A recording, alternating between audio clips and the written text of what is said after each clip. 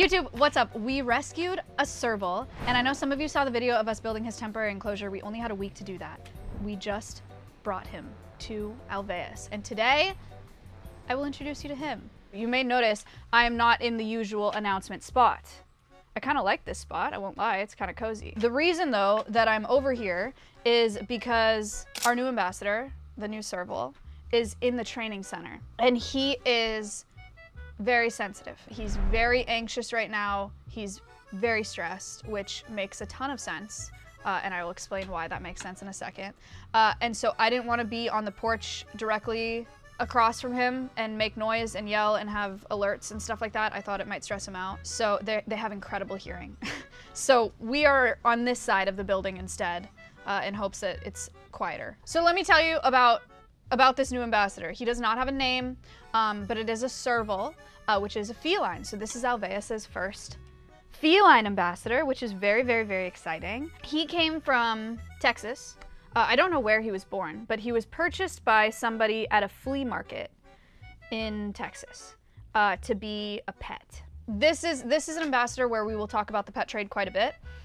There are people that think that they want servals and other small to mid to big cats to be pets, which almost never works out, right? Or pretty much always never works out. So somebody bought him at a flea market as a pet. I don't know how long he had him. All I know is that it didn't work out, which when you see him, you'll understand why that didn't work out. He actually was dropped off a facility that you guys probably know very well. He was dropped off to Urban Rescue Ranch with Ben. I've known Ben for a few years. We've both been wildlife rehabbers in Texas, so we share a lot of the same circles. Ben called me. He said, hey, this guy bought this serval at a flea market and wants to drop him off. Do you have capacity to take in a serval? And I said yes. I asked if he could hold on to him for a week, and he was able to do that. Shout out Ben, it was really, really nice of him. He had an extra enclosure. He had him at his facility for a week. He took really great care of him. And then me, Connor, and Kayla went to Ben's facility yesterday, picked him up. Now he is here. So shout out Ben from Urban Rescue Ranch for doing that. It was very, very nice of him. You know, he was really instrumental in this rescue. That being said, this cat has gone through a lot in a very short amount of time. He was at a flea market, purchased at a flea market, was with some guy in who knows what situation or where, or I don't know what was happening with him. And then he was put in an enclosure and he was at Ben's place for 1 week, and then we picked him up, and then he was in the car, and now he's here. So he's really been through a lot in the past like week. So he's very stressed. I think he has a long way to go, you know. Being able to relax and chill out and learn to trust some of our staff. But right now he just needs a lot of space. This is a serval. So this is a 20 to 40 pound, I actually don't know how much he weighs, cat. They're from Africa. He's got long legs. This is the longest leg to body ratio of any feline in the animal kingdom. So he's a leggy guy. Very, very cool. Those legs are built for pouncing. They can jump up to 3 meters. In the air. Yeah, he's got a long neck. Last night so we went to pick him up. We went to pick him up yesterday. He was in a pretty big enclosure. And so we wanted to go, when we do captures like that, we want to do the least amount possible and then kind of like ramp up to what we have to do. Because obviously the ideal is like, we brought treats and catnip, and we were like, maybe he's so chill and we just put the treats in the crate, he walks in the crate, we close the door. Right, that's the dream. That's the dream. That probably was never gonna happen, but it's important, like we wanna give him, you know, as many opportunities to do it voluntarily as possible. And so we were there for a while, and we started there, like at the lowest pressure that we could, which was just have the crate open, see if he walks in. He obviously didn't walk in. Then we ramped up to, we had a net. So Connor went in there with a net to see if he could net him. That wasn't working in the big enclosure. So we had this big enclosure, and then there were small, like closed in dens that we can close the doors of. So in this big enclosure, catching was really not gonna happen with a net. He's very fast, can jump very high. That wasn't looking good either, just Connor in there with a net. So then me, Connor, and Kayla went in with towels and a net to kind of like herd him so Connor could net him. That didn't work either. So then eventually we did have to get him into one of the small spaces, close the door. Connor and Kayla went in. He was just in a corner. A lot of hissing, He was pissed, and then Connor and Kayla were able to just kind of like scoop him into the crate, like with the crate. Like he was just in the corner hissing, and then we had to scoop him into the crate that way. Very stressful. Obviously not the ideal way we want to crate an animal, but there's only so much you can do in situations like that. So then he had a car ride back. He did fine in the car ride. There's a little bit of hissing in the car ride, but otherwise he just kind of chilled. And we brought him in here yesterday. Now he's here. He did eat last night. Kayla left some rat bits in there with him. He ate those rat bits last night, so that's exciting. He drank some water, he peed, he's explored that whole enclosure. So he's explored that enclosure. We're talking about giving him more hiding spots in that enclosure. He does have the crate in there, but obviously he does not really want to go in the crate after yesterday. We're talking about that today, and how to do that. This is not his permanent enclosure. He is in a temporary enclosure right now. We are going to build out a permanent enclosure back towards like where the wolf dogs and foxes are. So that's his temporary enclosure. Yeah, shout out Fade. Fade is our facilities and infrastructure department. For those of you who don't know, here at Alveus, the Fade department. Shout out Fade department for building that. We will be building a whole new big enclosure for him while he settles into this temporary one. Here's the weird thing about this reveal. It's gonna be relatively short because I'm not gonna go down there today. I recognize it would be really awesome, like content-wise, for me to be in that enclosure and like have him sniff my hand for the first time and feed him and hang out with him. But I don't think that that's what's best for this animal's welfare today. He is very, very anxious, and if anybody goes down there, he is going to start running. He'll hit the walls. It's just really gonna stress him out. He's gonna start pacing again. He's gonna start panting again. And right now, he's sitting because he's been left alone for a while, and I want to keep it that way. He's just been through a lot. The reveal for today, the announcement for today, is kind of like this. So I'm sorry if that's a little anticlimactic, but he's just gonna be on cam here while I talk about him and maybe answer some of your questions about him. That's the plan for today. He is fully grown as far as I know. Yeah, we think he's a year to 2 years old. How big is he compared to a house cat? He's bigger. Okay, so a house cat, what, like this?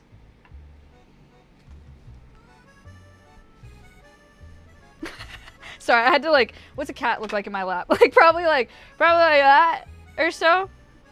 Yay. He is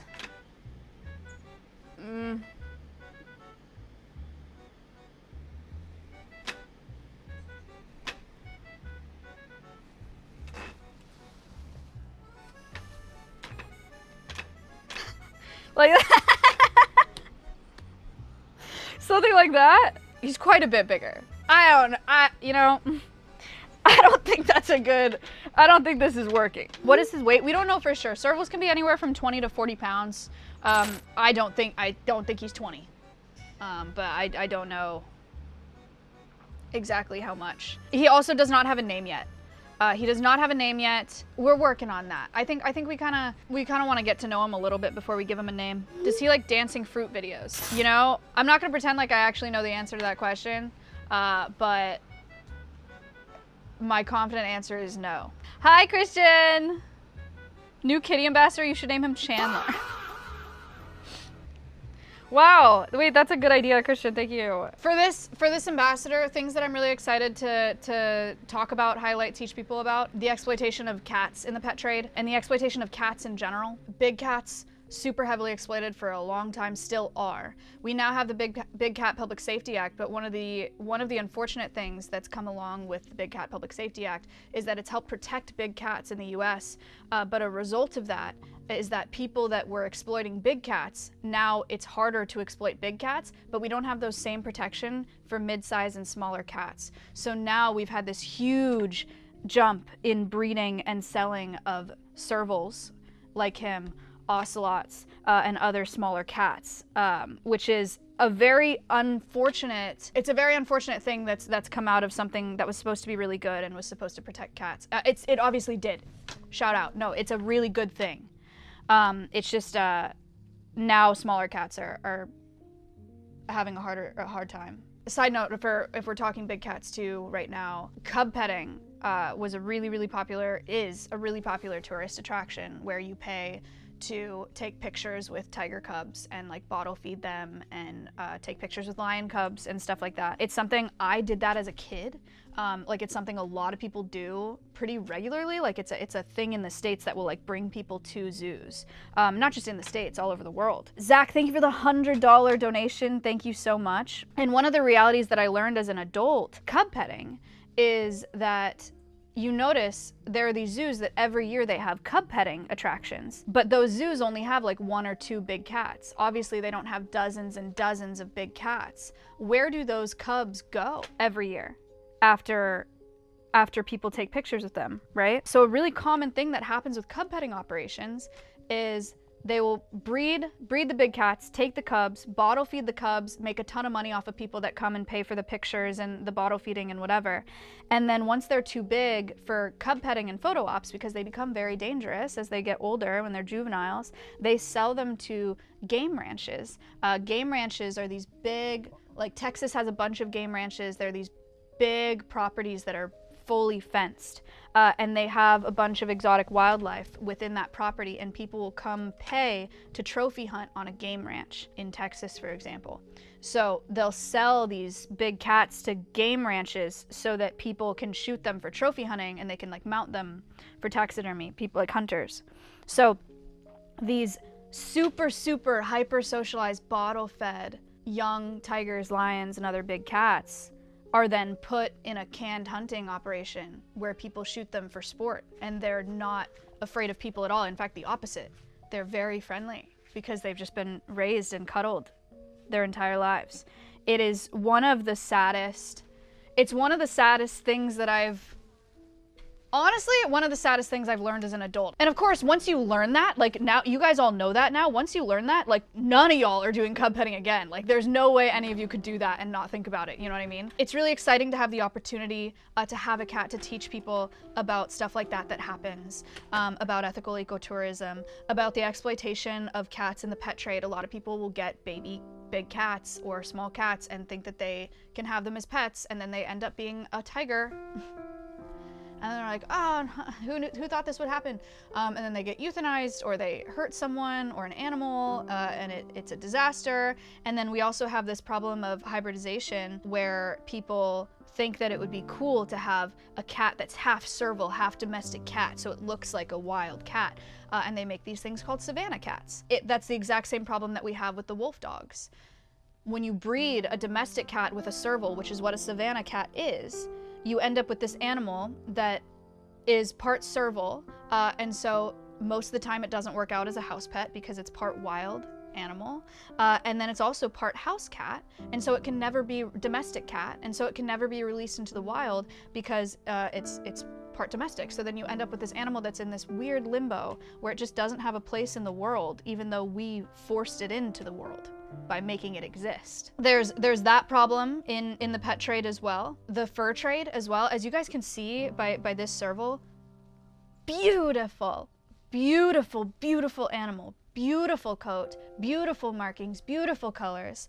And unfortunately, there are a lot of people that see that and want it, right? So there's a lot of poaching that happens of wild cats and of wild servals for the fur trade as well. So we can talk a lot about fur in fashion and in home decor and in other contexts as well. So we can talk about that with this. We can also talk about traditional medicine. Unfortunately, serval parts are used in some traditional medicines. So we can talk about that as well, like we talk about with the donkey sometimes. There's a lot of things to teach people about with this animal, and I'm very excited to have him here to help spotlight some of those problems. And I'm also just really excited to have him here to give him a really incredible life. He's been through a lot. I can't imagine this particular animal. You guys could see, like if I went out there, you would see, just trust me because I'm not gonna do this. If I walked down there with a cameraman, he would just start darting like wall to wall and would be like running into the walls. I cannot imagine this animal at a flea market, like a public flea market where he's like, I don't know, in a cage in some open air market and people are walking by. Like I cannot even imagine. He's been through a lot in a very short amount of time, but he is now here and he's not going anywhere. So he quite literally has the rest of his life to adjust to his life here. We're building him a custom enclosure that's going to have everything we can dream up that we think he could possibly want. We have the resources to make it incredible because of you guys. Thank you so much. He also is at a facility that's not open to the public, so he will never have people walking by him again, or yelling at him again, or laughing at him, or throwing stuff at him, or any of these things. He will never have to deal with any of those things again. And he has no expectations to perform for anybody, or be on a harness, or be in someone's house, or do any of those things. He doesn't have to do anything ever again. When I see animals like this that are so sensitive, and like he's really quick to be anxious, and like to pace and to pant and like to panic, and the fact that we never have to worry about him being at a public facility where like you would really genuinely have to consider his quality of life. And this is the same, I talk about this with Reed often, right? Is like Reed is just a really sensitive guy. I think he would have a really hard time at a public facility where there are people walking by his enclosure all the time. And for an animal like him, I think his quality of life would be really horrible at a traditional facility. But the fact that they can both be here and still reach literally hundreds of millions of people every year without having to meet a single one of them is revolutionary. They can teach so many people and they don't have to see a single one of them. He has 10,000 people watching him right now, and he's completely alone in the quiet, adjusting to his new life in the most comfortable way possible to him right now, which is just by himself. 10,000 people. Isn't that incredible? Like, bro has no idea what a live cam is. But it's in his enclosure. That's so crazy. And that's not to say that like I'm not doing the all zoos are bad thing. That's not true. There are a lot of really incredible facilities out there, and there are animals that do great, that thrive at facilities like that. But it's really special that we're a place that can take in animals that wouldn't. Thank you guys so much for watching. Thank you for all of your support of Alveus. Thank you for watching the live cams on YouTube as well. That helps us keep these operations up and running. We are very excited to get to know this Serval. We're excited to give him a name, and we're excited for you guys to watch his whole journey. Like and subscribe if you haven't already. Pretty please. Thank you. See you on the next one.